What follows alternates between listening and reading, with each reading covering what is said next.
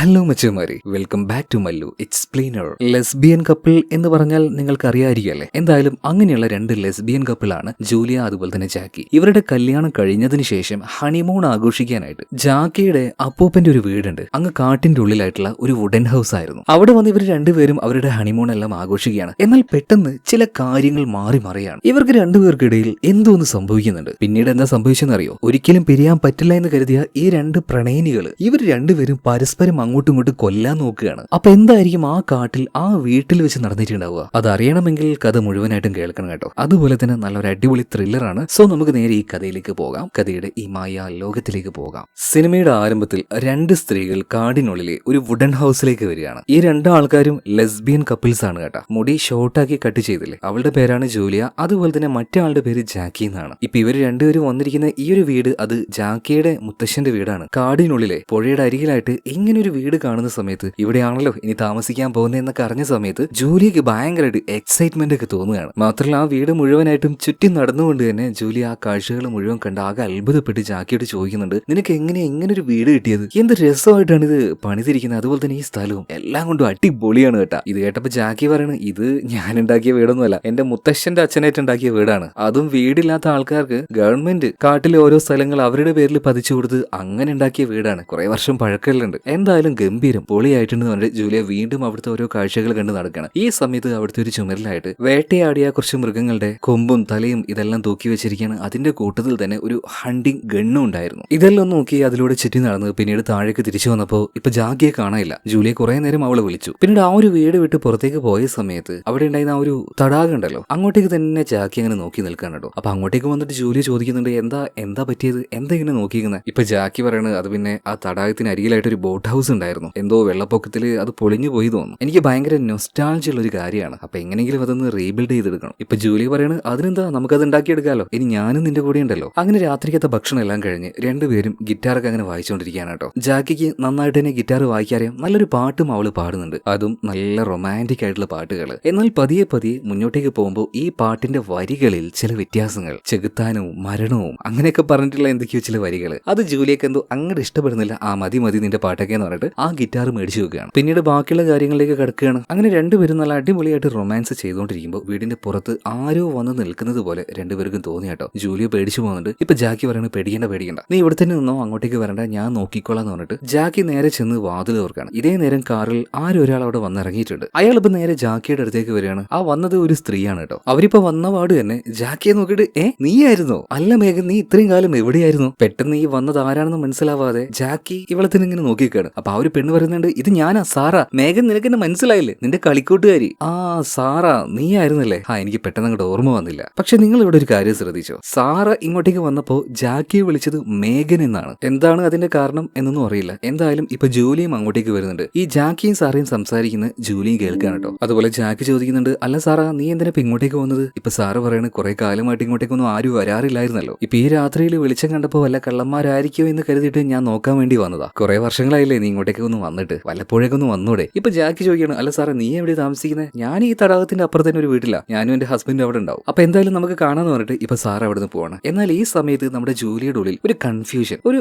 വിഷമം പോലെ. അതായത് ജാക്കി എന്തിനാണ് അവളോട് നുണ പറഞ്ഞത്? അവളുടെ യഥാർത്ഥ പേര് മേഘനാണെങ്കിലും പിന്നീട് എന്തിനാ ഒരു പേര് മറച്ചു വെച്ചു? അപ്പൊ ഈ ഒരു ചോദ്യം തന്നെ ജൂലിയുടെ ഉള്ളിലുണ്ട് കേട്ടോ. രാവിലെ നേരത്തെ തന്നെ അവളൊരു ജോഗിങ്ങിന് പോകുന്നുണ്ട്. അങ്ങനെ പോകുന്ന സമയത്ത് ഈ തടാകത്തിനരികിൽ തകർന്നു കിടക്കുന്ന ഒരു പഴയ ബോട്ട് കാണാണ്. അതുപോലെ തന്നെ അതിന്റെ ഒരു ഭാഗത്തായിട്ട് 3 നഖത്തിന്റെ പാടുകളും കാണുന്നുണ്ട്. അവൾ അത് നോക്കി നിൽക്കുമ്പോൾ അങ്ങോട്ടേക്ക് ജാക്കി വരികയാണ്. ശരിക്കും അവളെ ജാക്കി എന്ന് വിളിക്കണ്ട, കാരണം അവളുടെ യഥാർത്ഥ പേര് അത് മേഘൻ എന്ന് തന്നെയാണ്.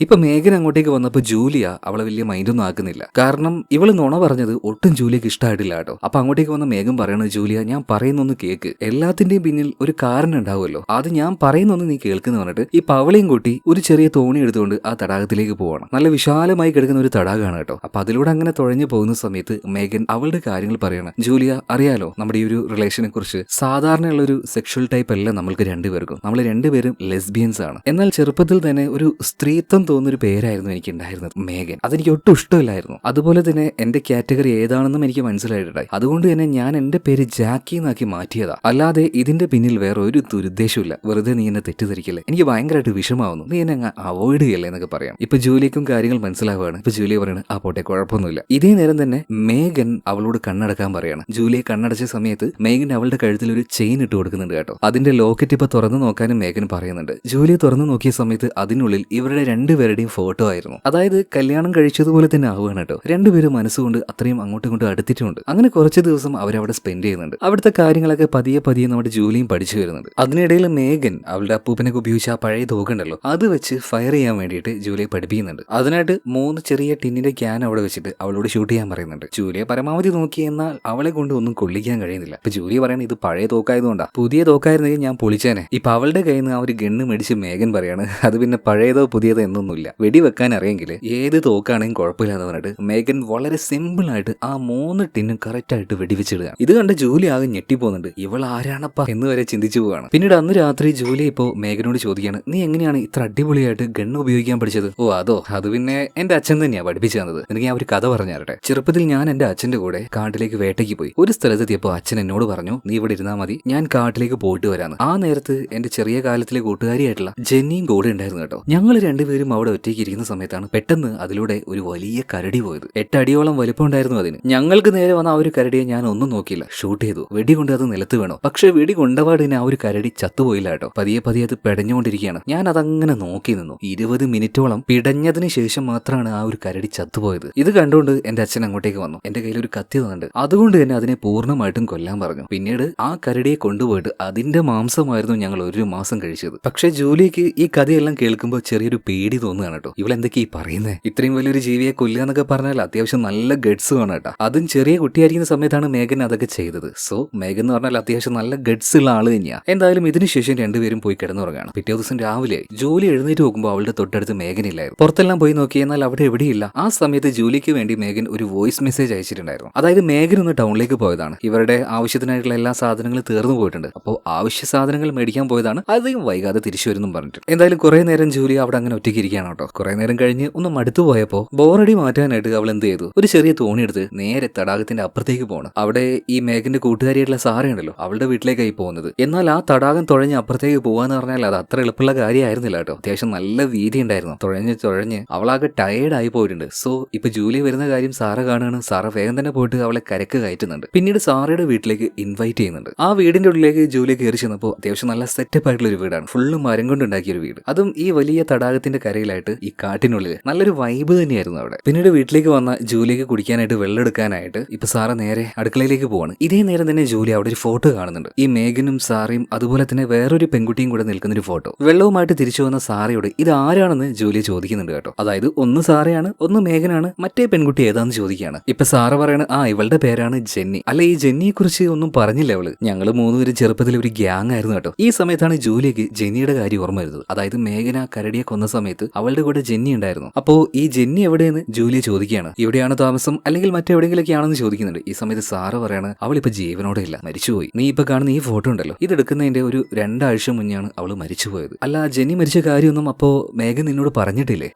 പറഞ്ഞായിരുന്നു, ഞാൻ മറന്നുപോയതാന്ന് പറഞ്ഞിട്ട് ചുമ്മാ അഭിനയിച്ചുകൊണ്ട് ജൂലി അവിടെ നിന്ന് പോവാണ്. പക്ഷെ അവൾക്ക് ആകെ ഒരു ഉള്ളിൽ എന്തോ ഒരു എന്താ പറയാ, ഒരു ബുദ്ധിമുട്ട് പോലെ. എന്തിനാണ് മേഘൻ ഇങ്ങനെ പല കാര്യങ്ങളും മറച്ചു വെക്കുന്നത്? അവൾ എന്തൊക്കെയോ നുണ പറയുന്നുണ്ട്, മറയ്ക്കാൻ ശ്രമിക്കുന്നുണ്ട്. എന്തായാലും ഇപ്പൊ അവിടെ ഉണ്ടായിരുന്ന സാറയുടെ ഭർത്താവായിട്ടുള്ള ഡാനിയലിനോടും സാറയോടും യാത്ര പറഞ്ഞ് ജൂലിയെ പോവാണ്.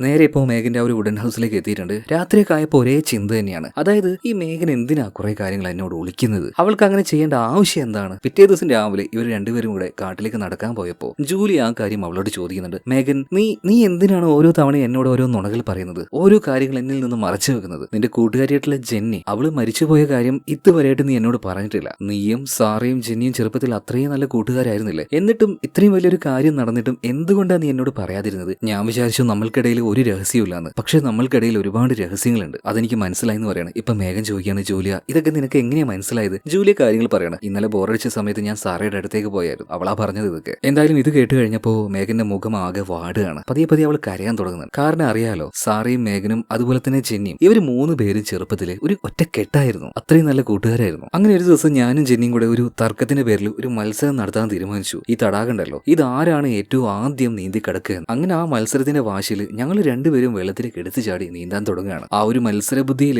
ഇത് എത്രത്തോളം അപകടം പിടിച്ച കാര്യമെന്ന് ഞങ്ങൾ രണ്ടുപേരും ആലോചിച്ചില്ല കേട്ടോ. എന്നാൽ ഏകദേശം ആ തടാകത്തിന്റെ നടുഭാഗത്ത് എത്തിയപ്പോൾ അവൾ ആകെ തളർന്നുപോയി. അവൾക്ക് നീന്താൻ പറ്റാതെ അവൾ ആ ഒരു ഒഴുക്കിൽ പെട്ടുപോയി. പിന്നീട് എന്നെ കൊണ്ട് പറ്റാവുന്ന രീതിയിലൊക്കെ ഞാൻ അവളെ രക്ഷിക്കാൻ ശ്രമിച്ചു, പക്ഷേ എനിക്ക് അവളെ കിട്ടിയില്ല. അങ്ങനെ 2 ദിവസത്തിന് ശേഷമാണ് അവളെ കിട്ടിയത്. അവളുടെ ശവമാണ് കിട്ടിയത്. നാട്ടുകാരും പോലീസുകാരും എല്ലാവരും ഇങ്ങോട്ടേക്ക് വന്നിട്ടുണ്ടായിരുന്നു. നടന്ന കാര്യങ്ങൾ എല്ലാവരും ചോദിക്കുന്നുണ്ട്. അതുപോലെ തന്നെ പോലീസുകാർ എന്നോട് ചോദിച്ചു, അവളെ കൊന്നത് ഞാനാണോ, നീ കാരണമാണോ അവൾ മരിച്ചതെന്ന്. പോലീസുകാരുടെ ആ ഒരു ചോദ്യം കേട്ട് ഞാൻ ആകെ ഞെട്ടിപ്പോയി. ഒരു അപകടം മാത്രമായിരുന്നു ആ മരണത്തിന് കാരണം. പരമാവധി എന്റെ ജീവൻ കൊടുത്ത് ഞാൻ അവളെ രക്ഷിക്കാൻ നോക്കി. ഈ 2 കാരണം, അതായത് പോലീസുകാരുടെ ആ ഒരു ചോദ്യം, അവളുടെ മരണം, ഇതൊക്കെ എനിക്ക് വലിയൊരു ട്രോമയാണ് തന്നത്. അതുപോലെ ഇപ്പോഴും എന്റെ മൈൻഡിൽ ഞാൻ വിചാരിക്കുന്നത് അവളുടെ മരണത്തിന് കാരണക്കാരി ഞാനാണ്. കാരണം അവളുമായിട്ട് മത്സരം വെച്ചാൽ ഞാനല്ലേ. ഞങ്ങൾ ആ മത്സര ബുദ്ധിയിൽ നീന്തിയത് കൊണ്ടല്ലേ അവൾ മരിച്ചുപോയത്. അതുപോലെ തന്നെ അവളെ ഞാൻ വിട്ടുപോയെന്ന് എനിക്ക് വിശ്വസിക്കാൻ കഴിയുന്നില്ല. അപ്പൊ ഇങ്ങനെയുള്ള കാര്യമൊക്കെ എങ്ങനെയാണ് ജൂലിയ ഞാൻ നിന്നോട് പറയാ? മറയ്ക്കാൻ ശ്രമിക്കുന്ന എന്റെ പഴയ ഓർമ്മകൾ, എന്നെ വേട്ടയാടുന്ന എന്റെ പഴയ ഭൂതകാലം, അതെന്തിനാ ഞാൻ നിന്നോട് പറയുന്നത്? നിന്നെയും കൂടെ എന്തിനാ വിഷമിപ്പിക്കുന്നത്? നമുക്കിടയിലുള്ള ആ ഒരു നല്ല സമയം അത് ഹാപ്പി ആയിട്ട് തന്നെ ചെലവഴിക്കാനല്ലോ. അതുകൊണ്ട് മാത്രം ഇങ്ങനെയുള്ള കാര്യങ്ങളൊക്കെ പരമാവധി ഞാൻ പറയാതിരുന്നത്. ഇതെല്ലാം കേട്ട് കാര്യങ്ങൾ മനസ്സിലാക്കി ജൂലിയ ഇപ്പൊ മേഘനോട് ക്ഷമ ചോദിക്കുകയാണ്. സോറി മേഘൻ, ഞാനിങ്ങനെ ഓരോ കാര്യങ്ങൾ ഇങ്ങനെ ചിന്തിച്ച് എവിടേക്കോ എത്തിപ്പോയി. ഇപ്പൊ എനിക്ക് നിന്റെ സിറ്റുവേഷൻ മനസ്സിലാവുന്നുണ്ട്. എന്തായാലും നിന്നോട് കുറച്ച് മോശമായിട്ട് പെരുമാറിയില്ല, സോറി കേട്ടോ. അവിടെ വെച്ച് തന്നെ ജൂലിയ ഇപ്പൊ മേഘനെ കെട്ടിപ്പിടിക്കുകയാണ്. ഞാൻ എന്തായാലും നിന്റെ കൂടെ ഉണ്ടാവും, നമുക്ക് അടിപൊളിയായിട്ട് ഹാപ്പി ആയിട്ട് ജീവിക്കാന്ന് പറയാം. അങ്ങനെ ഇവർ രണ്ടുപേരും ആ ഒരു കാട്ടിലൂടെ നടന്ന് അത്യാവശ്യം ഹൈറ്റുള്ള ഒരു മലയുടെ മുകളിലേക്ക് എത്തുകയാണ്. അവിടെ എത്തി ചുറ്റും നോക്കുന്ന സമയത്ത് നല്ല അടിപൊളി വിശാലമായിട്ടുള്ള കാഴ്ചകളായിരുന്നു കേട്ടോ. നല്ല രസമായിരുന്നു ആ സ്ഥലം കാണാൻ. അവിടെ നിന്ന് നോക്കുമ്പോൾ ആ ഒരു തടാകം നല്ല അടിപൊളിയായിട്ട് കാണാൻ കഴിയും. അപ്പൊ ആ ഒരു കാഴ്ചകളെല്ലാം കണ്ടുകൊണ്ടിരിക്കുന്ന ജൂലിയെ പെട്ടെന്ന് ഈ മേഘൻ എന്ത് ചെയ്യാന്നറിയോ? ആ പാറയുടെ മുകളിൽ നിന്നും താഴേക്ക് ഒരൊറ്റ തള്ളാണ്. നിലവിളിച്ചുകൊണ്ട് തന്നെ പാവം ജൂലിയ താഴേക്ക് ചെന്നങ്ങ് വീഴുന്നുണ്ട് കേട്ടോ. ആ വീഴ്ചയിൽ അപ്പൊ തന്നെ അവള് മരണപ്പെട്ടു പോകുന്നുണ്ട്. കാലെല്ലാം ഒടിഞ്ഞ് ചോര ഒലിപ്പിച്ച് അവൾ അവിടെ താഴെ അങ്ങനെ കിടക്കുകയാണ്. ഇപ്പൊ താഴേക്ക് എത്തി നോക്കിയ ഈ മേഘൻ അവള് മരിച്ചു എന്ന് ഉറപ്പിക്കുകയാണ്. എന്താണ് ഇവിടെ ഇപ്പൊ സംഭവിച്ചത്? ജൂലിയെ എന്തിനാണ് മേഘൻ കൊന്നത്? യാതൊരു കാരണവുമില്ലാതെ ജൂലിയെ മേഘൻ കൊല്ലേണ്ട ആവശ്യമില്ലല്ലോ. എന്തായാലും മേഘൻ ഇപ്പോൾ അവളുടെ വീട്ടിലേക്ക് തിരിച്ചു പോവാണ്. അവിടെ എത്തിയതിനു ശേഷം അവളുടെ കൈയും കാലും ഇതെല്ലാം നല്ല വൃത്തിയായിട്ട് കഴുകിയതിനു ശേഷം നേരെ കണ്ണാടിയുടെ മുന്നിൽ പോയിട്ട് അവളിങ്ങനെ അഭിനയിക്കുകയാണ്. നാളെ പോലീസുകാർ വരുന്ന സമയത്ത് അവരോട് ഭയങ്കര സെന്റിമെന്റൽ ആയിട്ട് സംസാരിച്ച കാര്യങ്ങൾ പറയണ്ടേ. അപ്പൊ ആ രീതിയിൽ അവൾ കണ്ണാടിയിൽ നോക്കി അഭിനയിക്കുകയാണ്. അതായത് അവളുടെ കൂട്ടുകാരി ഒരു അപകടത്തിൽപ്പെട്ട് താഴേക്ക് വീണ് മരിച്ചു എന്ന് പറയാനായി. അങ്ങനെ പിറ്റേ ദിവസം രാവിലെ തന്നെ മേഘൻ നേരെ ജൂലിയെ വീണ് കിടക്കുന്ന ആ ഒരു സ്ഥലത്തേക്ക് പോവാണ്. അവിടെ എത്തിയതിനു ശേഷം അവളുടെ ബോഡിയുടെ അടുത്ത് നിന്ന് പോലീസുകാരെ വിളിക്കാനായിട്ട്. എന്നാൽ അവിടെ എത്തിയ സമയത്ത് മേഘനെ അത്ഭുതപ്പെടുത്തിക്കൊണ്ട് ഒരു കാര്യം നടക്കുകയാണ്. എന്താ അവിടെ നടന്നത്? പ്രത്യേകിച്ച് ഒന്നും നടന്നില്ല. ഇന്നലെ വീണ ജൂലിയുടെ ഡെഡ് ബോഡി അവിടെ കാണാനില്ല. പകരം അവളുടെ കഴുത്തിൽ ഈ മേഘൻ തന്നെ ഇട്ടുകൊടുത്ത ആ ഒരു ചെയിൻ ഉണ്ടല്ലോ, അത് മാത്രമേ അവിടെ ഉണ്ടായിരുന്നുള്ളൂ. അങ്ങനെയാണെങ്കിൽ താഴേക്ക് വീണ ജൂലിയ അവൾ എവിടെ പോയി? അവൾക്ക് എന്താ സംഭവിച്ചത്? ഒന്നും മനസ്സിലാവാതെ മേഘൻ ഇപ്പോൾ അവിടെ മുഴുവൻ നോക്കുകയാണ്. അവൾക്ക് മനസ്സിലായി മിക്കവാറും അവൾ ഇവിടുന്ന് എഴുന്നേറ്റ് പോയിട്ടുണ്ടാവും, ചിലപ്പോൾ മരിച്ചിട്ടുണ്ടാവില്ല. മേഘൻ വിചാരിച്ചത് ശരിയായിരുന്നു. ജൂലിയ മരണപ്പെട്ടിട്ടില്ലായിരുന്നു. അവളുടെ ദേഹത്ത് ഒരുപാട് മുറിവുകളായിട്ട്, ദേഹം മുഴുവൻ രക്തവുമായിട്ട് അവൾ ആ കാട്ടിൽ നിന്നും രക്ഷപ്പെട്ട് പുറത്തേക്ക് പോയിക്കൊണ്ടിരിക്കുക. എന്നാൽ ആ വീണ വീഴ്ചയിൽ അവളുടെ ഷോൾഡറിന് നന്നായിട്ട് പരിക്ക് പറ്റിയിട്ടുണ്ട്. എങ്ങനെയൊക്കെയോ അങ്ങോട്ടും ഇങ്ങോട്ടും തിരിച്ച് ഒരു വിധത്തിൽ അത് ലെവലാക്കി അവൾ ആ ഒരു കാട്ടിലൂടെ പോവുകയാണ്. എന്നാൽ വേഗത്തിൽ പോകാനൊന്നും കഴിയുന്നില്ല. ഈ സമയത്താണ് മേഘൻ അങ്ങോട്ടേക്ക് വന്നിട്ട് ജൂലിയ ഉറക്കനെ വിളിക്കുന്നത്. പേടിച്ചു പോയ ജൂലിയ പെട്ടെന്ന് തന്നെ അവിടെ ഉണ്ടായിരുന്ന ഒരു പാറയുടെ പിന്നിൽ പോയിട്ട് വിളിക്കുന്നുണ്ട്. ഇതേ നേരം മേഘൻ വന്നിട്ട് ജൂലിയ ഉറക്കനെ വിളിക്കുന്നുണ്ട്. ജൂലിയ, നീ എവിടെ? ഞാൻ ഇന്നലെ എത്ര നേരം നിന്നെ അവിടെ തപ്പി നടന്നു അറിയോ? നീ എങ്ങോട്ടാ പോയത്? ഇന്നലെ ഞാൻ മനഃപൂർവ്വം ചെയ്തതല്ല. ഞാൻ കാല് തെന്നിയ സമയത്ത് നിന്റെ മേത്തേക്ക് പിടിച്ചതാണ്. അങ്ങനെയാണ് നീ താഴേക്ക് വീണത്. അല്ലാതെ ഞാൻ നിന്നെ മനഃപൂർവ്വം തള്ളിയിട്ടതൊന്നുമല്ല. പ്ലീസ്, നീ എവിടെയാണ്? പേടിക്കാതെ ഇങ്ങോട്ടേക്ക് വാ, ഞാൻ നിന്നെ ഹെൽപ്പ് ചെയ്യാം. വാ ജൂലിയ, വാ. അവൾ അങ്ങനെ വിളിച്ചുകൊണ്ട് നിൽക്കുമ്പോൾ ജൂലിയക്ക് തോന്നുകയാണ് ചിലപ്പോൾ അവൾക്ക് അബദ്ധം പറ്റിയതാണെങ്കിലോ. അവളുടെ അടുത്തേക്ക് പോയേക്കാം എന്ന് കരുതിയിട്ട് ജൂലിയ ഇപ്പോൾ മേഘൻ ഇങ്ങനെ എത്തി നോക്കുന്ന സമയത്ത് അവൾക്ക് വേഗം ചതി മനസ്സിലാവുന്നുണ്ട്. അതായത് ഒരാളുടെ മുഖം കാണുമ്പോൾ മനസ്സിലാവുമല്ലോ അയാളുടെ മുഖത്ത് വിഷമുണ്ടോ ഇല്ലയോ എന്നുള്ളത്. അതൊരു ട്രാപ്പാണെന്ന് മനസ്സിലായതുകൊണ്ട് തന്നെ ജൂലി എന്താക്കി, അങ്ങോട്ടേക്ക് പോകാതെ അവളുടെ വായം പൊത്തി ആ പാറയുടെ അരികിലായിട്ട് ഒളിച്ചിരിക്കുകയാണ്. എന്തായാലും അവിടെ വെച്ച് മേഘന് ജൂലിയെ കണ്ടുപിടിക്കാൻ കഴിഞ്ഞില്ല. പിന്നീട് അവിടുന്ന് മേഘൻ പോയി കഴിഞ്ഞപ്പോൾ പല ഭാഗത്തായിട്ട് ജൂലിയെ പോയി ഒളിക്കുന്നുണ്ട് കേട്ടോ. അങ്ങനെ രാത്രി ആയപ്പോഴും മേഘൻ ആ ഒരു കാട്ടിലൂടെ ജൂലിയെ തപ്പി നടക്കുകയാണ്. ഒരു ഘട്ടത്തിൽ ഇപ്പൊ ഏകദേശം ജൂലിയുള്ള ആ ഒരു ഭാഗത്തേക്ക് മേഘൻ എത്തിയിട്ടുണ്ട്. എന്നാൽ മേഘൻ ഈ ഉറക്കനെ വിളിച്ചു പറയാണ്, ജൂലിയ, ഈ കാർഡ് നിന്നെക്കാൾ എത്രയോ ഇരട്ടി നന്നായിട്ട് എനിക്കറിയാം. അതുകൊണ്ട് ഞാനൊന്ന് ആഞ്ഞു ശ്രമിച്ചാൽ നിന്നെ എളുപ്പത്തിൽ എന്റെ കയ്യിൽ കിട്ടും. പക്ഷെ ഞാൻ അങ്ങോട്ടേക്ക് വരുന്നില്ല. നീയായിട്ട് ഇങ്ങോട്ടേക്ക് വരികയാണെങ്കിൽ വളരെ എളുപ്പത്തിൽ ഞാൻ നിന്നെ കൊന്നുതരാം. പക്ഷേ ഞാനായിട്ട് നിന്നെ പിടിച്ചു കഴിഞ്ഞാൽ നിന്നെ പീഡിപ്പിച്ച് ടോർച്ചർ ചെയ്തിട്ടായിരിക്കും ഞാൻ കൊല്ലുക. അതുകൊണ്ട് മര്യാദക്ക് എന്റെ അടുത്തേക്ക് വന്നു എന്ന് പറയണം. ഇപ്പൊ അവിടെ ഉണ്ടായിരുന്ന ഒരു മരം കാണിക്കുകയാണ്. അതിന്റെ പിന്നിലാണ് ജൂലി ഉള്ളത്. പേടിച്ച് വിറച്ച് ആ പാവം അങ്ങനെ അവിടെ ഇരിക്കുകയാണ്. ഇതേ നേരം തന്നെ ഒരു മഴ പെയ്യുന്നുണ്ട്. ഇപ്പൊ മേഘം പറയാണ്, ശരി നീ അവിടെ തന്നെ ഇരുന്നോ. അത് കഴിഞ്ഞ് ക്ഷീണമെല്ലാം മാറുമ്പോ നീ ഓടിക്കോ, ഈ കാട്ടിലൂടെ നീ ഓടിക്കോ. എത്ര ദൂരം നീ പോകുമെന്ന് എനിക്കൊന്ന് കാണണല്ലോ. നമുക്ക് എന്തായാലും രാവിലെ കാണാന്ന് പറഞ്ഞിട്ട് മേഘൻ അവിടുന്ന് പോവാണ്. അവള് വീട്ടിൽ പോയിട്ട് നന്നായിട്ട് റെസ്റ്റ് എടുത്ത് പിറ്റേ ദിവസം രാവിലെ തന്നെ അവൾ ഇറങ്ങുന്നുണ്ട്. കയ്യിലൊരു ഗണ്ണും മൈക്ക് സൂചിയും അങ്ങനെയുള്ള എല്ലാ സാധനങ്ങളും സെറ്റാണ്. ഇതേ നേരം തന്നെ ജൂലിയുടെ അവസ്ഥ നോക്കുകയാണെങ്കിൽ അവളുടെ ദേഹത്ത് ഒരുപാട് മുറിവായിട്ടുണ്ട്, രക്തം പോയിട്ടുണ്ട്. ഇപ്പൊ നല്ല വിശപ്പും ദാഹവും ഉണ്ട്. ജൂലിയെ നോക്കുമ്പോൾ ഇന്നലെ മഴ പെയ്തില്ലേ, അപ്പൊ വെള്ളം ഒരു ഭാഗത്ത് കെട്ടിക്കിടക്കുന്നുണ്ട്. അപ്പൊ ആ ഒരു വെള്ളം വേഗം പോയിട്ട് അവൾ കുടിക്കുകയാണ്. ഇനി എന്തായാലും റോഡ് ലക്ഷ്യമാക്കി നടക്കാന്ന് പറഞ്ഞിട്ട് അവൾ നേരെ നടക്കുന്നുണ്ട്. എന്നാൽ ഇതേ നേരം തന്നെ റോഡിൽ ആ ഒരു ഭാഗത്തേക്ക് മേഘൻ എത്തിയിട്ടുണ്ട് കേട്ടോ. അവൾ അവിടെ മുഴുവനായിട്ട് നോക്കുകയാണ്. ഇപ്പൊ എന്തോ ഒന്ന് മേഘൻ കണ്ടു. അവൾ അവളുടെ ഗൺ എടുക്കുകയാണ്, പോയിന്റ് ചെയ്യാണ്. ജൂലിയുടെ കാര്യത്തിൽ തീരുമാനമായി എന്ന് വിചാരിച്ച് നിൽക്കുമ്പോഴാണ് ഇപ്പൊ ജൂലിയ നേരെ പോയത് ഈ മേഘന്റെ വീട്ടിലേക്കായിരുന്നു. അങ്ങനെയാണെങ്കിൽ മേഘൻ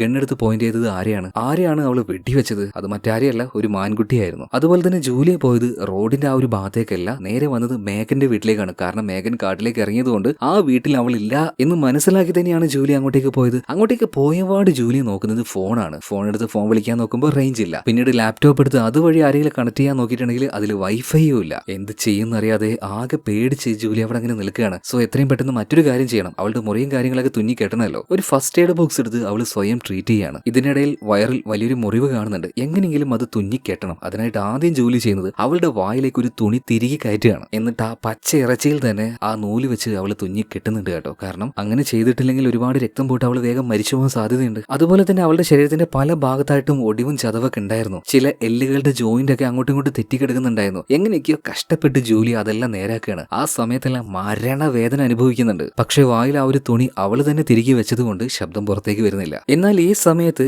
ജൂലി എങ്ങോട്ടാണ് പോയിട്ടുണ്ടാവുക എന്ന് മനസ്സിലാക്കിയ മേഘൻ ഗണ്ണുമായിട്ട് നേരെ അവളുടെ വീട്ടിലേക്ക് തന്നെ വരികയാണ്. എന്നാൽ മേഘൻ അവിടെ എത്തിയപ്പോഴേക്കും ജൂലിയ രക്ഷപ്പെട്ടിട്ടുണ്ടായിരുന്നു. ആ തടാകത്തിലുണ്ടായിരുന്ന ചെറിയ തോണിയുണ്ടല്ലോ, അത് തുഴഞ്ഞ് അവള് നേരെ ആ തടാകത്തിന്റെ അപ്പുറത്തേക്ക് പോവാണ്. അതായത് സാറയുടെ വീട്ടിലേക്ക്. ഇതേ നേരം തന്നെ ജൂലിയ അവളെ കാണുകയാണ്. ഗണ്ണ് വെച്ച് അവളെ ഷൂട്ട് ചെയ്യാൻ നോക്കുമ്പോൾ ഗണ്ണിന്റെ ആ ഒരു പരിധിയും കഴിഞ്ഞ് അവൾ കുറച്ച് പോയായിരുന്നു, ദൂരത്തേക്ക് പോയായിരുന്നു. അതുകൊണ്ട് മറ്റൊരു തോണി എടുത്ത് അവളുടെ അടുത്തേക്ക് പോയല്ലാതെ വേറൊരു വഴിയില്ല. ഇപ്പൊ ജൂലിയെ നോക്കുമ്പോൾ മറ്റൊരു തോണിയുമായിട്ട് മേഘൻ അവളുടെ പിന്നാലെ വന്നുകൊണ്ടിരിക്കുകയാണ്. ഈ ജൂലിയക്കാണെങ്കിൽ മേഘൻ തുഴയുന്നത് പോലെ വളരെ വേഗത്തിൽ തുഴയാനും കഴിയുന്നില്ല. ഒന്നാമത് അവൾക്കിപ്പോ ഒരു ആരോഗ്യമില്ല, കയ്യും കാലം കൊടിഞ്ഞു കിടക്കുകയാണ്. അതിന് പുറമെ മേഘന്റെ അത്ര എക്സ്പീരിയൻസും ഇല്ല. ജൂലിയ എത്രയൊക്കെ ആ ഒരു തോണിയുമായിട്ട് രക്ഷപ്പെടാൻ നോക്കിയിട്ടും ഒരു രക്ഷയില്ല കേട്ടോ. അവസാനം മേഘൻ അവളുടെ അടുത്തേക്ക് എത്തുകയാണ്. എന്നിട്ട് അവളുടെ ആ ഒരു തോണിയിലേക്ക് കയറിയിട്ട് അവളുടെ ദേഹത്ത് കത്തി വെക്കുകയാണ്. നീ എങ്ങാനും എന്തെങ്കിലും പറഞ്ഞാല് അപ്പൊ തന്നെ നിന്റെ മേത്തേക്ക് ഈ കത്തി ഞാൻ കുത്തിക്കയറ്റും. ചിലപ്പോ ഇപ്പൊ സാറിയോ അല്ലെങ്കിൽ അവളുടെ ഹസ്ബൻഡ് ഡാനിയോ ആരെങ്കിലും ഒരാൾ ഇങ്ങോട്ടേക്ക് വരും, എന്തെങ്കിലും സംസാരിക്കും, വായ തുറക്കാൻ പാടില്ല എന്ന് പറയാം. എന്തായാലും മേഘൻ പറഞ്ഞതുപോലെ തന്നെ വീടിന്റെ മുകളിലുണ്ടായിരുന്ന സാറയുടെ ഹസ്ബൻഡ് ആയിട്ടുള്ള ഡാനിയൽ ഇത് കാണുന്നുണ്ട്. അല്ല,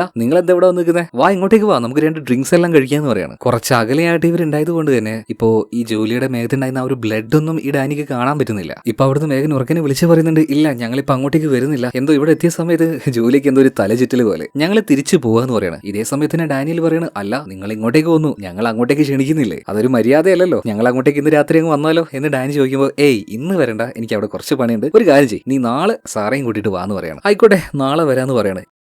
എന്നാൽ ഇതേ നേരം തന്നെ നമ്മുടെ ജോലി പറയണേ, ഏയ് ജോലിയെല്ലാം കഴിഞ്ഞു, ഇന്ന് തന്നെ രാത്രി ഒരു 8 മണിയാകുമ്പോഴേക്കും വന്നോന്ന് അവൾ ഉറക്കനെ വിളിച്ചു പറയണേ. ജോലി ഇങ്ങനെ പറഞ്ഞത് കൊണ്ട് തന്നെ മേഘന് ഒറ്റയടിക്ക് അങ്ങ് എതിർക്കാൻ പറ്റുന്നില്ല കേട്ടോ. എന്തായാലും ഡാനി പറയണേ, എന്നാ ശരി, നിങ്ങൾ പറഞ്ഞ പോലെ രാത്രി ഒരു 8 മണിയാകുമ്പോൾ ഞങ്ങൾ അങ്ങോട്ടേക്ക് എത്താന്ന് പറയണം. എന്തായാലും ഈ സമയത്ത് ജോലിയെ മേഘൻ ഒരു നോട്ടം നോക്കുന്നുണ്ട്. നിന്നോടല്ലേ വായ തുറക്കരുതെന്ന് പറഞ്ഞ. എന്നാൽ വേറൊന്നും അവള് വിളിച്ച് പറയാത്തത് കൊണ്ട് തന്നെ ഇപ്പൊ ജോലിയെ മേഘൻ ഒന്നും ചെയ്യുന്നില്ല. അങ്ങനെ അവളുമായിട്ട് നേരെ വീട്ടിലേക്ക് വരികയാണ്. ഒരു ബാത്ത് ടബിലേക്ക് അവളെ കൊണ്ടുപോയി കിടത്തുന്നുണ്ട്. അതിൽ ഫുള്ള് വെള്ളമായിരുന്നു കേട്ടോ. അവളുടെ ബോഡിയെല്ലാം പിന്നീട് നല്ല വൃത്തിയായിട്ട് കഴുകി കൊടുക്കുകയാണ്. കാരണം എന്താ, ഇന്ന് രാത്രി ഇങ്ങോട്ടേക്ക് ഡാനിയലും അതുപോലെ തന്നെ സാറയും വരും. അവര് വരുന്ന സമയത്ത് ജൂലി ഈ കോലത്തിൽ കാണാൻ പാടില്ലല്ലോ. അതുകൊണ്ട് തന്നെ അവളുടെ ബോഡി നന്നായിട്ട് വൃത്തിയാക്കി കൊടുക്കുകയാണ്. ശരിക്കും ഇപ്പൊ ജൂലിയുടെ അവസ്ഥ നോക്കിയിട്ടുണ്ടെങ്കിൽ ഈ പൂച്ച കൊല്ലുന്നതിന് മുന്നേ എലിയെ തട്ടിക്കളിക്കില്ലേ, എലിയിൽ ആ എലിയുടെ കൈകളിൽ മരണം തൊട്ടു മുന്നിൽ കണ്ടിട്ട് എലി അങ്ങനെ നിൽക്കില്ലേ, ശരിക്കും ആ ഒരു അവസ്ഥയിലായിരുന്നു ജൂലി ഇപ്പൊ ദയനീയമായിട്ട് തന്നെ മേഘനോട് ചോദിക്കുന്നുണ്ട്, മേഘൻ അപ്പൊ നമ്മുടെ ഇടയിലുണ്ടായിരുന്ന ആ ഒരു സ്നേഹം, പ്രണയം, ഇതൊക്കെ നുണയായിരുന്നു, നീ എന്നെ സ്നേഹിച്ചിട്ടില്ലായിരുന്നു എന്ന് ചോദിക്കുമ്പോ ഇപ്പൊ മേഘൻ പറയണ, ഛേ നിന്നെ പോലൊരു പെണ്ണിന് ഞാൻ എങ്ങനെയാണ് സ്നേഹിക്കുന്നത്, ഞാൻ ഞാൻ അങ്ങനെ ഒരാളൊന്നുമല്ല.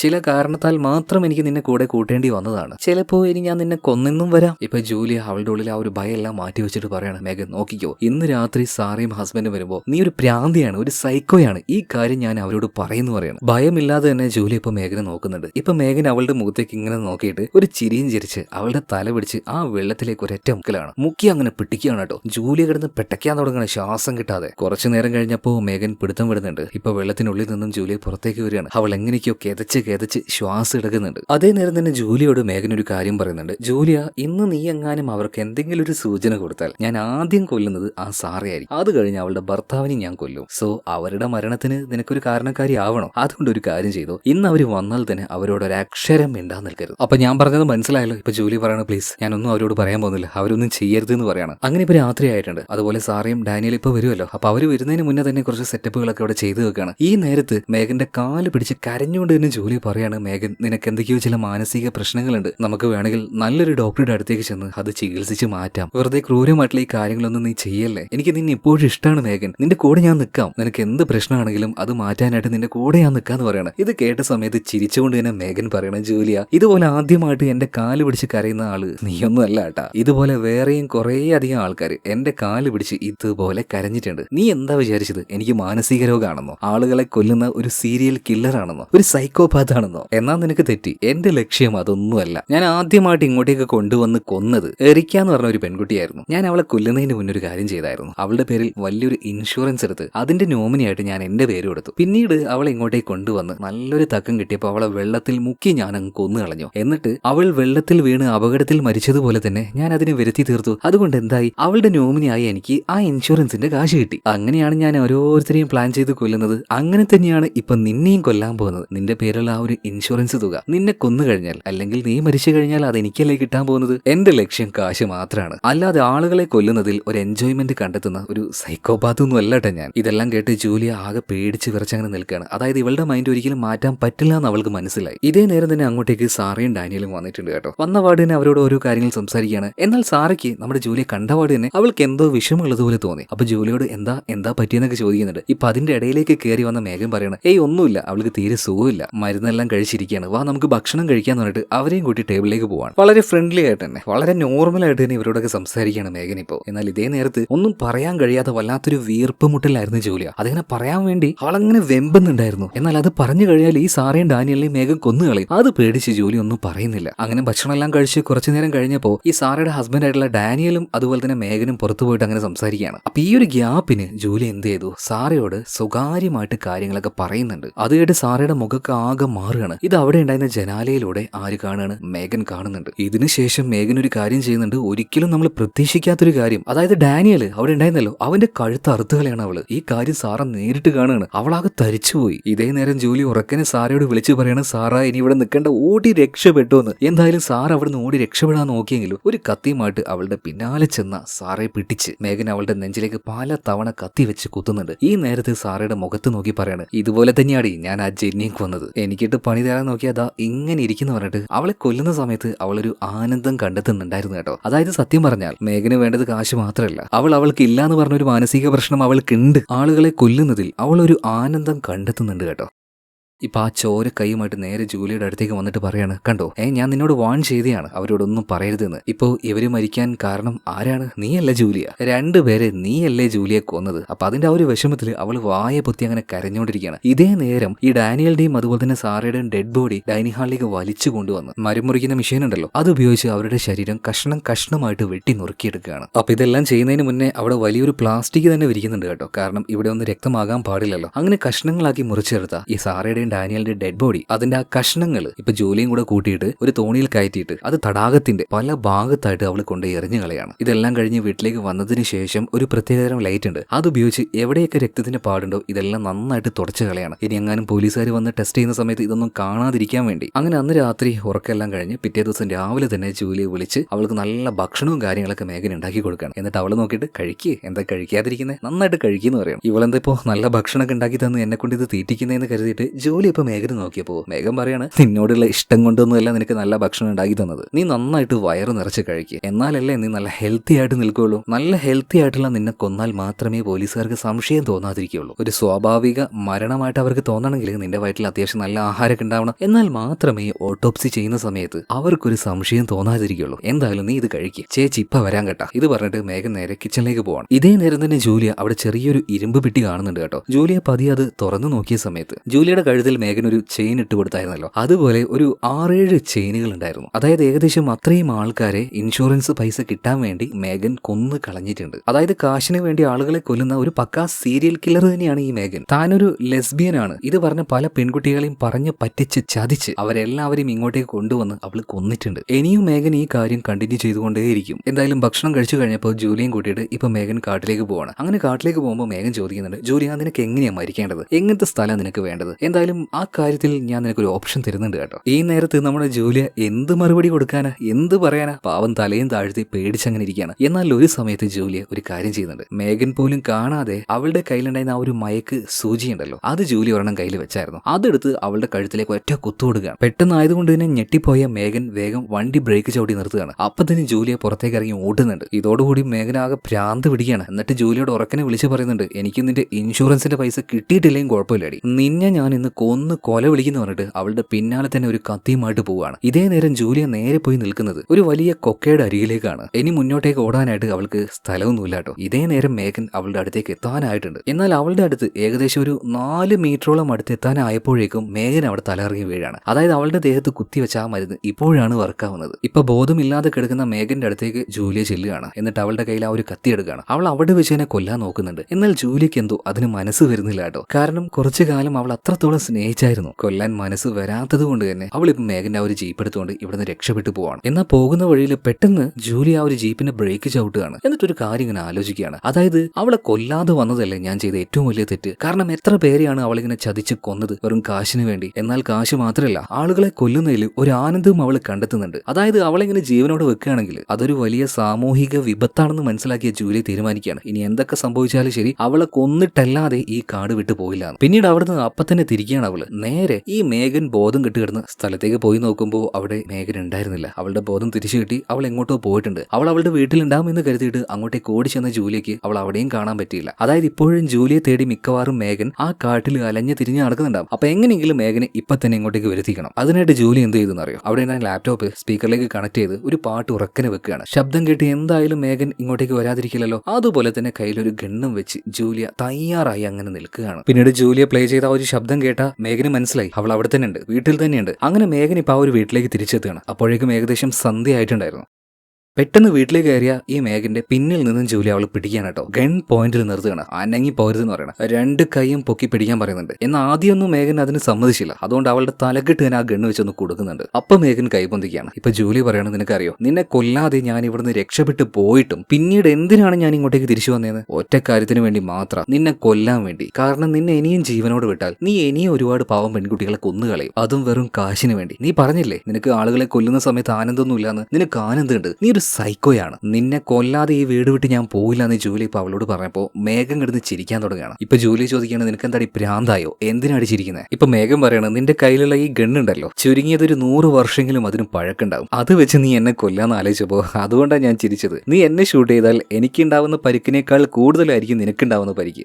ഈ ഗണ്ണ് കണ്ടൊന്നും നടക്കില്ല എന്ന് കരുതിയിട്ട് ജൂലിയ ആ ഗണ്ണിലേക്ക് നോക്കി ആ ചെറിയ സമയമുണ്ടല്ലോ അത് മേഘൻ ഉപയോഗിക്കുകയാണ്. ആ നേരം കൊണ്ട് ജൂലിയ അറ്റാക്ക് ചെയ്യുന്നുണ്ട്. എന്നാൽ ജൂലിയ വിട്ടുകൊടുത്തില്ല കേട്ടോ. ആ ഗണ്ണ് ശരിക്കും പിടിച്ച് അവൾക്കിട്ട് ഷൂട്ട് ചെയ്യാൻ നോക്കുമ്പോഴേക്കും മേഘൻ അവിടെ നിന്ന് ഓടി രക്ഷപ്പെടുകയാണ്. നേരെ മുകളിലുണ്ടായിരുന്ന റൂമിലേക്ക് ഓടി കയറുന്നുണ്ട്. ഗണ്ണുമായിട്ട് ജൂലിയും മുകളിലേക്ക് കയറുന്നുണ്ട്. അവിടെ എത്തി നോക്കുമ്പോൾ അവിടുത്തെ റൂമിൽ അതിന്റെ റൂഫിലേക്കായിട്ടൊരു കോണി ഉണ്ടായിരുന്നു. അതിലൂടെ ചവിട്ടി കയറുന്ന ശബ്ദം ജൂലിയ കേട്ടായിരുന്നു കേട്ടോ. അതുകൊണ്ട് തന്നെ ആ കോണിപ്പടിയിലൂടെ മുകളിലേക്ക് കയറി നോക്കുമ്പോൾ അവിടെ ഇപ്പോൾ മേഘനെ കാണാനില്ല. ശരിക്കും അത് മേഘന്റെ ട്രാപ്പ് ആയിരുന്നു. അവൾ ആ ഒരു കോണിപ്പടി ചവിട്ടി കയറിയിട്ടുണ്ടായിരുന്നില്ല. അവൾ വെറുതെ ഒച്ചുണ്ടാക്കിയത് മാത്രമാണ്. എന്നിട്ട് ആ റൂമിൽ തന്നെ അവൾ ഒളിച്ചിരിക്കുകയായിരുന്നു. ഇപ്പൊ ആ ഒരു കോണിയിൽ നിൽക്കുന്ന ജൂലിയെ അവൾ അറ്റാക്ക് ചെയ്യാം. പിന്നീട് അവിടെ വെച്ച് രണ്ടുപേരും അങ്ങോട്ടും ഇങ്ങോട്ടും ഫൈറ്റ് നടക്കുന്നുണ്ട്. കേട്ടോ. കുറച്ചു നേരം കഴിഞ്ഞു. ആരാണ് മരിച്ചതെന്നൊന്നും അറിയില്ല. ഇപ്പൊ ഒരാളുടെ ഡെഡ് ബോഡി കൊണ്ട് മറ്റൊരാൾ പുറത്തേക്ക് വരുന്നുണ്ട്. വെളിച്ചത്തേക്ക് വന്ന സമയത്താണ് ആരാണ് ജീവനോട് പുറത്തേക്ക് വന്നതെന്ന് മനസ്സിലാകുന്നത്. മറ്റാരുമല്ല, മേഘൻ തന്നെ. അവൾ ജൂലിയെ തല്ലി കൊന്നു കളഞ്ഞിട്ടുണ്ട്. പിറ്റേ ദിവസം രാവിലെ ആയപ്പോൾ ഇവൾ എന്താ ചെയ്തതെന്ന് അറിയോ? ജൂലിയുടെ ആ ഒരു ഡെഡ് ബോഡി കൊണ്ടുപോയിട്ട് അന്ന് അവളെ തള്ളിയിട്ടില്ലേ, അതേ സ്ഥലത്തേക്ക് കൊണ്ടുപോയിട്ട് തള്ളിയിടുകയാണ്. എന്നിട്ട് പോലീസിനെ ഈ കാര്യം വിളിച്ചു പറയുന്നുണ്ട്. സാറേ, ഒരു അപകടം പറ്റി. എന്റെ പാർട്ട്ണർ കൊക്കയുടെ മുകളിൽ നിന്നും താഴേക്ക് വീണ് അപകടത്തിൽ മരിച്ചുപോയി സാറേ, നിങ്ങളൊന്ന് ഇങ്ങോട്ടേക്ക് വരണം, എന്നെ സഹായിക്കണം എന്നൊക്കെ പറഞ്ഞിട്ട് അഭിനയിച്ചുകൊണ്ട് വിളിച്ചു പറയാണ്. ഞങ്ങൾ ഇപ്പൊ തന്നെ വരാന്ന് പോലീസുകാരും പറയാണ്. ഇതിനുശേഷം മേഘൻ ആ ഒരു കോള് കട്ട് ചെയ്ത് ഒരു വല്ലാത്ത ചിരിച്ചിരിക്കുകയാണ്. അതായത് ജൂലിയെ കൊല്ലുകയും ചെയ്തു, അതുപോലെ തന്നെ അവളുടെ ആ ഒരു ഇൻഷുറൻസിന്റെ പൈസ അത് കിട്ടുകയും ചെയ്യും. അപ്പൊ ഒരു ഹാപ്പിനെസ്സിൽ അവൾ നേരെ വീട്ടിലേക്ക് പോകുമ്പോൾ തലയെല്ലാം കിടന്ന് കറങ്ങുകയാണ്. അതായത് മേഘന് ഒരു അസുഖമുണ്ട്. അവൾ ഡയബറ്റിക് ആണ്. ഇടയ്ക്കിടയ്ക്ക് ഇൻസുലിന്റെ ഇഞ്ചക്ഷൻ എടുക്കണം. അവളുടെ ഈ ഒരു മെഡിക്കൽ കണ്ടീഷൻ ജൂലിക്ക് നന്നായിട്ട് അറിയാം. സോ മേഘന് വേണ്ടി ഇടയ്ക്കിടയ്ക്ക് ആ ഒരു ഇഞ്ചക്ഷൻ ഒക്കെ എടുത്തുകൊടുത്തിരുന്നത് ജൂലിയാണ്. എന്തായാലും ആ ഒരു ഇഞ്ചക്ഷൻ കറക്റ്റ് സമയത്ത് എടുക്കാത്തത് കൊണ്ടാണ് മേഘന് തലയെല്ലാം കറങ്ങുന്നത്. ബാലൻസ് ഫുള്ള് പോവാണ്. പക്ഷെ പിന്നീട് എങ്ങനെയൊക്കെയോ വീട്ടിലേക്ക് എത്തി അവൾ ആ ഒരു ബോക്സിൽ നിന്ന് മരുന്നെടുത്ത് ദേഹത്ത് കുത്തിവെക്കുകയാണ്. ഇപ്പൊ ഒരു വിധത്തിൽ അവൾക്ക് നോർമൽ ആവുന്നത് പോലെ തോന്നുന്നുണ്ട് കേട്ടാ. ഇതേ നേരം തന്നെ അവിടെ ഉണ്ടായിരുന്ന ടേബിളിൽ ലാപ്ടോപ്പ് അത് തുറന്നു വെച്ചിരിക്കുകയായിരുന്നു. അതിലെന്തോ റെക്കോർഡ് ചെയ്ത ഒരു വീഡിയോ അവൾ കാണുന്നുണ്ട്. ഇപ്പൊ മേഘൻ അത് പ്ലേ ചെയ്ത് നോക്കുകയാണ്. അതായത് ജൂലി തന്നെ റെക്കോർഡ് ചെയ്ത അവളുടെ ഒരു വീഡിയോ ആയിരുന്നു. ഇപ്പൊ ആ ഒരു വീഡിയോയിൽ പറയുന്നത്, മേഘൻ, ഈ വീഡിയോ നീ കാണുന്നുണ്ടെങ്കിൽ അതിനർത്ഥം ഞാൻ മരിച്ചു എന്നാണ്. അതുപോലെ തന്നെ നീ ഇഞ്ചക്ഷൻ എടുത്തതിന് ശേഷം എന്തെങ്കിലും ചില മാറ്റങ്ങൾ നിന്റെ ശരീരത്തിന് തോന്നുന്നുണ്ടോ? കൂടുതലായിട്ട് എന്തെങ്കിലും ഒരു വേദനയോ തളരുന്നത് പോലെ തല കറങ്ങുന്നത് പോലെ എന്തെങ്കിലും നിനക്ക് തോന്നുന്നുണ്ടോ? അതിന്റെ കാരണം ഞാൻ പറഞ്ഞുതരാം. നിന്റെ ആ ഒരു ഇഞ്ചക്ഷൻ ഉണ്ടല്ലോ, അതിന്റെ മരുന്നെല്ലാം ഞാൻ നേരത്തെ മാറ്റി വെച്ച് പകരം അതിനുള്ളിൽ ഞാനൊരു വിഷം നിറച്ചു വെച്ചായിരുന്നു. നീ എന്തായാലും അത് ഉപയോഗിക്കുമെന്ന് എനിക്ക് ഉറപ്പായിരുന്നു. ഇനിയിപ്പോ എന്താ സംഭവിക്കാൻ പോകുന്നതെന്ന് അറിയോ? നിന്റെ ശരീരത്തിന്റെ ഓരോ ഭാഗത്തെ രക്തവും കട്ട പിടിക്കാൻ തുടങ്ങും. ആ രക്തം നിനക്ക് ആവശ്യമുള്ള സ്ഥലത്തേക്ക് എത്തൂല. ശരീരത്തിന്റെ പല ഭാഗങ്ങളും ഓരോന്നായിട്ട് പതിയെ പതിയെ തളർന്നു തുടങ്ങും. അങ്ങനെ നിന്റെ ശരീരം പാരലൈസ് ആയി പയ്യെ പയ്യെ പയ്യെ മാത്രമേ നീ മരിക്കുകയുള്ളൂ. ഈ കാര്യം പറയാൻ വേണ്ടി മാത്രമാണ് ഞാൻ ഈ ഒരു വീഡിയോ റെക്കോർഡ് ചെയ്തത്. എനിക്ക് ആകെ ഒരു സങ്കടമേ ഉള്ളൂ. ഇപ്പോഴത്തെ നിന്റെ മുഖം കാണാൻ പറ്റുന്നില്ലല്ലോ എന്നൊരു സങ്കടം മാത്രം. ഇത് കേട്ട മേഘന ആകെ പ്രാന്ത് പിടിക്കുകയാണ്. ദേഷ്യം കൊണ്ട് ആ ഒരു ലാപ്ടോപ്പും തല്ലി പൊളിച്ച് അവൾ ആ ഒരു കാട്ടിലേക്ക് ഇറങ്ങി ഓടുകയാണ്. ഇനി ഒന്നും ചെയ്യാൻ പറ്റില്ല. ആ കെമിക്കൽ അവളുടെ ഉള്ളിലേക്ക് കയറി കഴിഞ്ഞു. ആ നേരത്തെ ഒരുപാട് ഹാലൂസിനേഷൻ അവൾക്ക് വന്നു പോകുന്നുണ്ട് കേട്ടോ. അവളുടെ ചെറിയ പ്രായത്തിൽ ഒരു കരടിയെ വെടിവെച്ച് കൊന്നു എന്ന് പറയുന്നില്ലേ? എന്നാൽ വെടിയേറ്റ സമയത്ത് പെട്ടെന്നൊന്നും ആ ഒരു കരടി ചത്തിരുന്നില്ല. 20 മിനിറ്റോളം അത് കിടന്ന് പെടഞ്ഞാണ് വേദന അനുഭവിച്ചാണ് ആ ഒരു കരടി മരിച്ചത്. അതുപോലെ തന്നെ ഇപ്പൊ മേഘന സംഭവിക്കുകയാണ്. ഓടുന്നതിനിടയിൽ അവൾ തളർന്നു വീഴുന്നുണ്ട്. കൈയും കാലും അനക്കാൻ കഴിയുന്നില്ല. ശരീരത്തിന്റെ എല്ലാ ഭാഗത്തേക്കും വേദന ഇങ്ങനെ പടർന്നു പിടിക്കുകയാണ്. അന്ന് ആ കരടി ചാവുന്നത് ആസ്വദിച്ച് കണ്ടില്ലേ ഈ മേഘൻ? അതുപോലെ തന്നെയാണ് അവൾക്കും മരണം സംഭവിക്കുന്നത്. വളരെ പതുക്കെ ആ വേദന അനുഭവിച്ചുകൊണ്ടാണ് അവൾ മരിക്കുന്നത്. ഒരു അനാഥ പ്രേതത്തെ പോലെ ആ കാട്ടിൽ അവൾ ഇപ്പോൾ മരിച്ചു കിടക്കുകയാണ്. ഇതിനുശേഷം നമ്മുടെ ജൂലിയെ കാണിക്കുകയാണ്. ജൂലിയുടെ കാര്യം പിന്നെ പറയണ്ടല്ലോ. ആ പാറയുടെ മുകളിൽ നിന്നും രണ്ടാമത്തെ തവണയാണ് അവൾ താഴേക്ക് വീഴുന്നത്. അപ്പൊ അവളുടെ ശാരീരികാവസ്ഥ എന്തായിരിക്കും? ഉറപ്പായിട്ടും അവള് മരിച്ചിട്ടുണ്ടാവുമല്ലേ എന്ന് നിങ്ങൾ വിചാരിച്ചോ? ഇല്ല കേട്ടോ. സിനിമ തീരുന്നതിന് മുന്നേ ഒരു കാര്യം കൂടെ കാണിച്ചിട്ടാണ് സിനിമ ഇവിടെ തീരുന്നത്. അതായത് മരിച്ചു കിടക്കുന്ന ജൂലിയ പെട്ടെന്ന് ശ്വാസം എടുക്കുകയാണ്. ഇത് കാണിച്ചുകൊണ്ടാണ് സിനിമ ഇവിടെ തീരുന്നത്. എന്തായാലും ഈ ഒരു കഥ നിങ്ങൾക്ക് ഇഷ്ടമായിട്ടുണ്ടാവും എന്ന് ഞാൻ വിചാരിക്കുകയാണ്. അതുപോലെ മറ്റൊരു കഥയുമായിട്ട് നമുക്ക് നാളെ വീണ്ടും കാണാം. അതുവരെ ഓക്കെ, ബൈ.